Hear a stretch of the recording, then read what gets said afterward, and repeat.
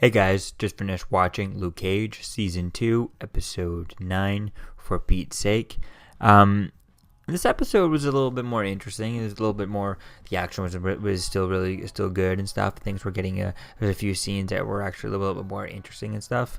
But it's okay. I don't really like Mariah and Shades anymore as the villains. I feel like I've seen that before, and it's kind of getting repetitive. And it seems kind of it's kind of getting interesting as things are slowly ramping up. We're getting closer to the last episode, but still on its own this season. I still don't really like it, but we'll get into it. Let's jump into this. So we see Luke gets access to last episode. He called Danny. He says he needs help, so he gets access to a Rand building that's under construction. Which I was thinking about that as he was going through that and putting in the password and stuff. Rand Industries, and now I know it's only run by Danny. Now he can do whatever he wants, but wouldn't a billion-dollar company like that have construction 24/7? You know, when one crew is done during the day, there'd be the night crew that comes in and continues construction so that their money's not wasted and they can hurry up and get the building up. And there's a reason why the building's being built. I forget what they said, what that building was going to be for or anything like that. But they want to hurry up and use it for whatever reason they're going to build it. You know, you're building a skyscraper. It's going to go up as fast as they can humanly put it together. And you're going to be constantly working on it, you know, when you have a night crew and a day crew. So it seems a bit weird that there was no night crew there. Yes, maybe Danny could, get them all, like, close it all down so he can use it like that. But, you know, a big building like that full of, 100 people maybe working on in the whole building, you know, helping build it or type thing. That's very fast to get them all out of there. So I don't know. It just would have been cool to see as to why wouldn't Rand have a nighttime construction crew that's working overnight, you know, and have it keep going. But so I guess one thing that kind of stood out to me, but I guess it's one thing to look over. Mariah asks how Luke knows Danny, and he goes. And he looks at her and goes, hot yoga. I think that's quite cool. Which reminds me, every time I'm thinking about Danny in this, every time Luke's in a fight, I keep on thinking he needs to learn something from Danny. Now, obviously, Luke and Danny can't just go hand to hand because Luke would clobber him and stuff, but they could still learn some moves and learn some stuff. That would be cool to see that whenever Danny does show up. Is hopefully Luke can actually learn a little bit of fighting rather than just being the brute that he is, because anyone who can somewhat match him always fights him, because they know they've actually trained, they know some martial arts or something like that. So we see Tilda starts to heal James Lucas with his bloody hand with Nightshade. So I was thinking that maybe that's going to come out somewhere. She put some Nightshade on his hand. I thought that was going to do something, you know, give him some powers. We'll see where things go with that idea. If it ends up just healing him, who knows? Looks like it's just going to heal him for now, but we'll see where things go with that, if that ends up giving him some sort of powers later on. Mariah wants to, Misty asked Mariah to rat on Bushmaster to admit that she sold him the weapons, and so that they can get him on just owning a Judas bullet. The sheer owning of the Judas bullet is illegal type thing, so they can bring him in for that. But Mariah wants immunity to do that, so that she doesn't get in trouble for selling the guns in the first place. She wants immunity from that part of the deal. Misty says no, but Luke wants to give it to her. Then she finds out that the deputy chief, Ridley, from the first season of Luke Cage, is actually in charge of the police station now. She ends up giving Mariah immunity, and that's when Detective Tyler hears Misty and Ridley talking, and she hears about that. And then Tilda asks Luke what she knows about her mother. So assumingly Luke told her everything. Then Detective Tyler walks into Harlem's Paradise, assuming she wants the $3 million, or probably $6 million if she, for Mariah and Tilda. So if she gets both of them, then that'd be $6 million. Or she also, I don't know how much. I'm still $1 million on Luke and $1 million. I'm not sure anything on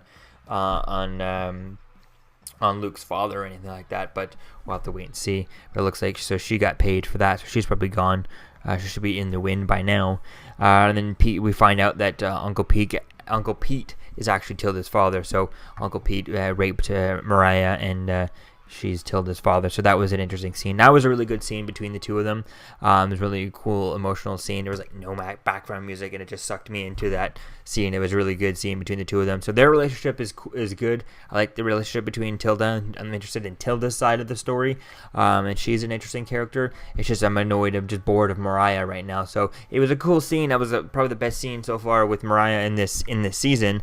But it's just I'm just not excited for when as soon as Tilda's away from her mother. It's like, cool, I still care about Tilda, but I don't care about Mariah. If you just all the stuff with just Mariah and Shades or whatever, I really don't care, and I'm kind of getting annoyed with the character. So that was a good scene. It was really drew me in and all that stuff. It was really good.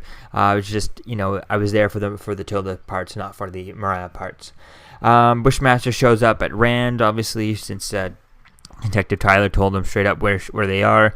Luke ends up beating Bushmaster. The police end up getting him into custody, and they don't need the deal with Mariah that she already had signed, so they threw it out because they saw the bullets and everyone. Misty can attest, and all kinds of Luke can go on stand and all that stuff, which he said he won't go on stand, but I think he could go on stand. If Luke attested and Misty goes both on stand, like that could be the proof that they need. So I think it's really going to be cool to see. So they have enough stuff without needing Mariah's stuff, so they're no longer going to give her immunity. They threw that out.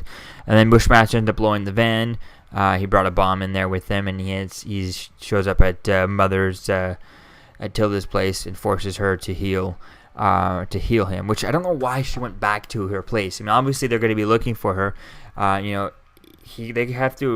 should assume that someone else might still be out there looking for Tilda now, because Bushmaster put the money on, put the $3 million on her head. So why would she go back to her place, even if, let's say, all of Bushmaster's gang has all been locked up, which they don't know. He doesn't have any backup guys somewhere hidden out that are, that didn't go to this place in case they got in trouble, because that would be the smart thing to do, is you have backup guys to come back to, since he has a ton of money now. So she doesn't know that, and just other gangsters out there who want the $3 million, the same thing that Detective Tyler wanted. So, has it already been put out that Detective Tyler got the money, that the ransom has been paid? Did Bushmaster do that before taking off to let everyone know that it's all good, the bounty has been claimed already, it's all done? Yeah, no, he didn't take that time to do that. The police probably hasn't been out there. It's not in the newspapers, or it's not on the news yet that Bushmaster's been arrested. So there still should be some other guys looking for Tilda and looking for Mariah. So I don't see why she would go back to her place. It was kind of a stupid move.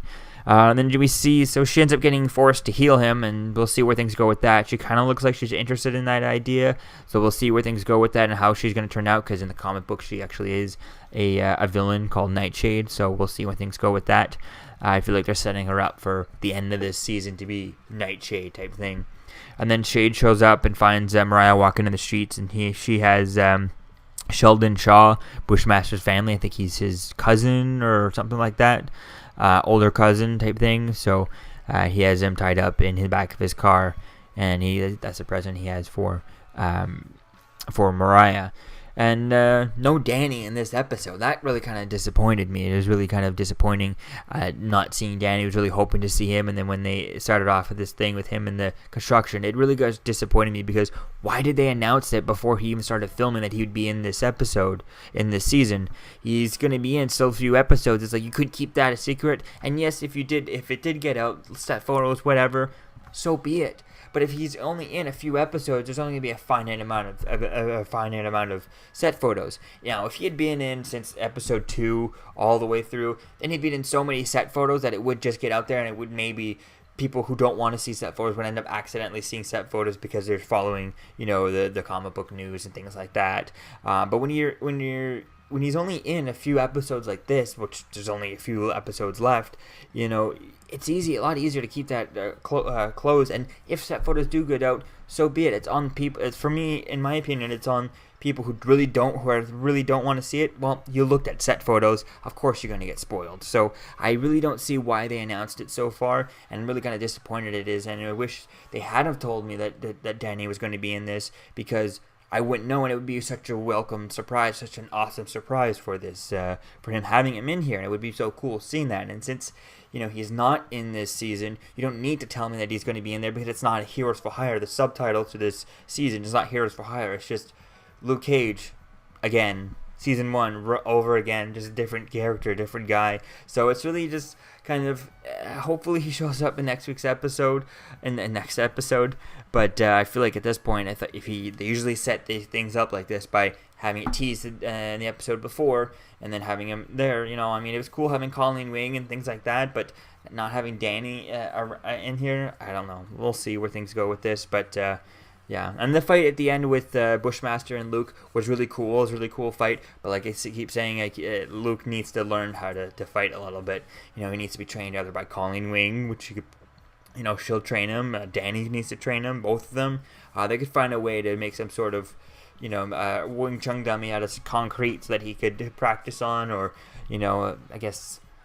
I don't know how you make some sort of soup punching bag that he can work on, but somehow to have him learn some moves type thing could be an interesting idea to see. But hopefully at the end of the season, Luke Cage can learn some sort of martial arts, or at least decent basic self-defense techniques, rather than just kind of very dimly like brawling. Yes, he's always trying to hold back when he's fighting, but anytime someone can somewhat match him, and Bushmaster is nowhere near his strength. I feel like if they had an arm wrestle, Luke Cage would easily break. It wouldn't even be a challenge. But he knows a little bit of he has a little bit of a self-defense technique, and he knows a bit of martial arts. And he's wiping the floor with Luke every time they fight. It's just Luke is always way stronger. So I don't know where things are going to go with this. Hopefully things will be cool. Maybe I could see Bushmaster becoming a little bit more powered up when Tilda tries to heal him and stuff, and she doesn't know what she's doing. Maybe she overdoses it, and he becomes super strong and all that stuff. But even then, this just ends the season the same way you ended the season last season with the first season of Luke Cage, with Diamondback putting on the power suit and fighting Luke Cage in the streets. So it's really nothing really interesting, nothing really different. Like I said, some of this parts in this episode were kind of interesting, like the Uncle Pete story. That was really cool. It sucked me in. That scene was really good on its own. But like I said, it's just these scenes on their own. It's just that that scene was really good. The rest of the show behind, the rest of the season behind it, it doesn't really fun. Well, it doesn't really. Not really good around it. It's like a cookie with awesome chocolate chips, perfect chocolate chips, but the cookie itself is terrible and falling apart. So I think that's the way I kind of see it for this season. Is you got some great moments, but the rest around it is kind of terrible. So yeah, we'll see where things go with this. It's getting kind of a little bit more interesting as things are getting closer to the end. But really, I'm just kind of all I'm looking forward to is just seeing Danny in here, and that's the one thing that's keeping me watching this, and the fact that they never finish it. I'll watch any Marvel or DC show, no matter what. But other than that, I'm really just here for Danny, man. Whenever he shows up, just the Hero for Hire. Whenever that shows up. So let me know what you think, guys, about this episode in the comments below. Season 2, Episode 9, for Pete's sake. I'll see you guys tomorrow night for another episode of Luke Cage, Season 2. Peace out. I'm Captain America, here to talk to you about one of the most valuable traits a soldier or student can have. Subscribing. Sometimes subscribing is the key to victory. Sometimes it leads to very little, and it seems like it's not worth it. And you wonder why you waited so long for something so disappointing. How many more of these? You're still here. Don't forget to like, comment, and subscribe, guys. Peace. It's over.